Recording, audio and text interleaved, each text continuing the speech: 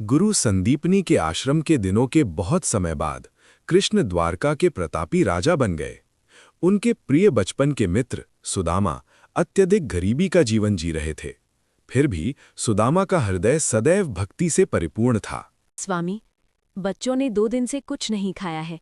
मैं अपनी भूख सह सकती हूँ, लेकिन उनकी भूख मुझसे नहीं देखी जाती।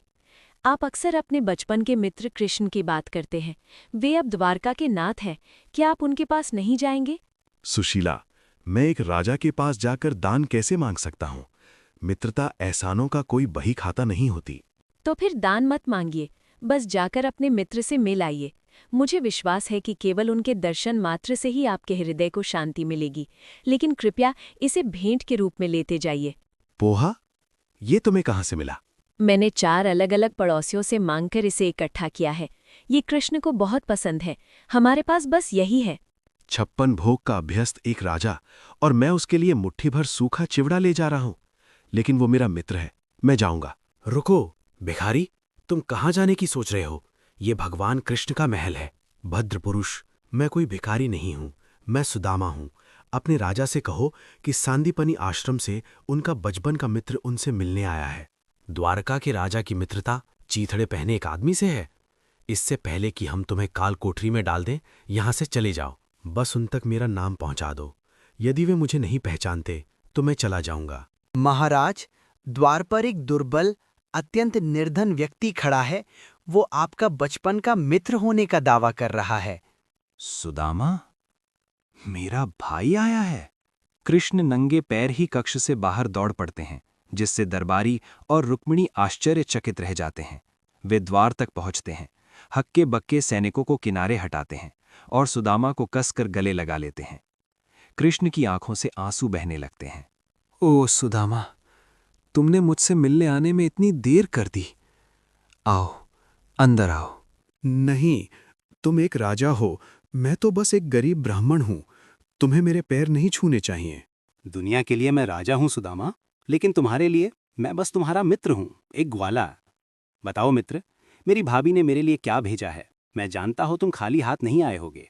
सुदामा को सूखे चिवड़े की अपनी फटी पोटली पर शर्मिंदगी महसूस होती है। वे इसे अपनी शॉल के नीचे छिपाने की कोशिश करते हैं। कुछ नहीं कृष्ण, ये किसी राजा के योग्य नहीं है। हाँ, तुम मुझसे कुछ नहीं छिपा सकते। कृष्ण पोटली खोलते हैं, उनकी आंखें चमक उठती हैं। वे मुट्ठी भर सूखा पोहा निकालते हैं और बड़े चाव से खाते हैं। ये मैंने अब तक का सबसे स्वादिष्ट भोजन चखा है। इसमें पूर्ण प्रेम का स्वाद घुला है। कृष्ण दूसरी मुट्ठी भर पोहा लेने के लिए हाथ बढ़ाते हैं। जैसे ही वे इसे खाते हैं, रुक्मिणी मुस्कुराते हुए धीरे से उनकी कलाई पकड़ लेती हैं। स्वामी, पहली मुट्ठी के साथ आपने इन्हें पृथ्वी की सारी संपत्ति दे दी है।